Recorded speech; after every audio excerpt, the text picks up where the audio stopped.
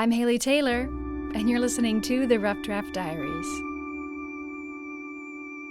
This week on the Rough Draft Diaries, we're meeting Robert Smith, the founder of the African American Legacy Project, or AALP, an organization that examines, documents, and archives the history of African Americans in the Northeast Ohio region.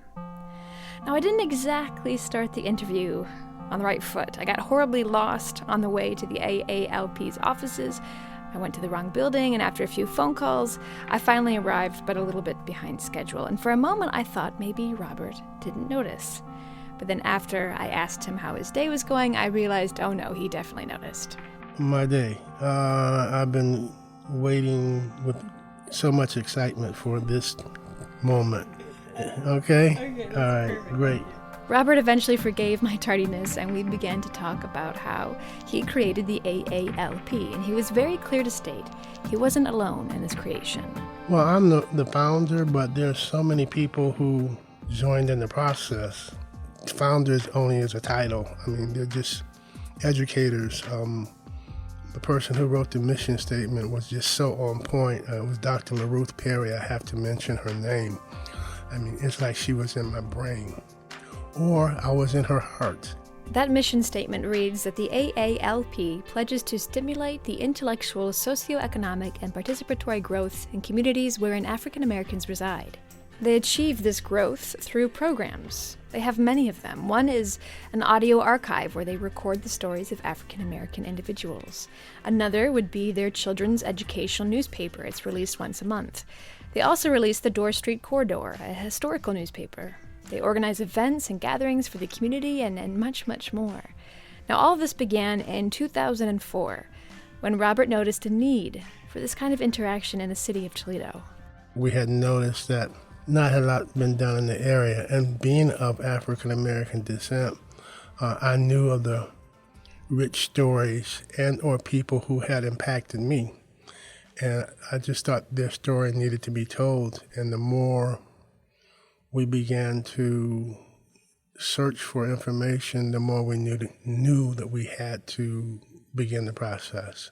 If there could be a perfect candidate to create an organization like the AALP, Robert Smith would be the one. He grew up just about 5 blocks from where the current AALP offices are located, on the corner of Collingwood and Dorr, an area Robert Smith calls the heart of the African American community. Across the street from us is a church which used to be a theater dedicated to African Americans. It was called the Dixie.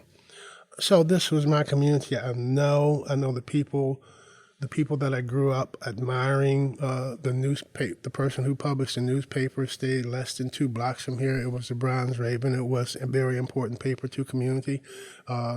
Most of the professional people were in this community. So my relationship to this community is I was born here. It's part of my DNA. Storytelling is also a part of Robert's DNA. Towards the end of our interview, he leads me into the AALP's showroom, a room that displays their collection of artifacts and memorabilia from their various interviews. As we walk around the room, I can tell that Robert is excited not so much about the actual objects, but more about the stories that are connected with these artifacts.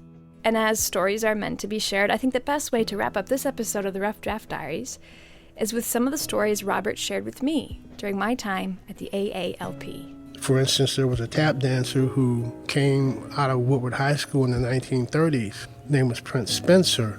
Mr. Spencer performed with a group called the Four Step Brothers who traveled the world. Mr. Spencer passed recently, but before that we brought him home and celebrated his life, and when we did that, we asked for a pair of his tap shoes. He honored it with those tap shoes, and we just learned of a guy who ended up being nearly the first African American to play professional basketball, who actually went to the University of Toledo. Bill Jones is his name, but he went to the University of Toledo during the Depression, 1929, 1930. So he didn't actually get a scholarship off the top. However, that didn't stop him, and he ultimately graduated and went to play professional basketball. He also played with the Harlem Globetrotters for a while. The other story, I think this story is kind of fascinating. This gentleman, Mr. Mack, owned a very small to-go restaurant back in the 50s. He had a third-grade education. Ultimately, he did very well because he had this high work ethic and knew how to save. So he's a shining example of necessarily you don't have to have a PhD to make significant contributions to the community.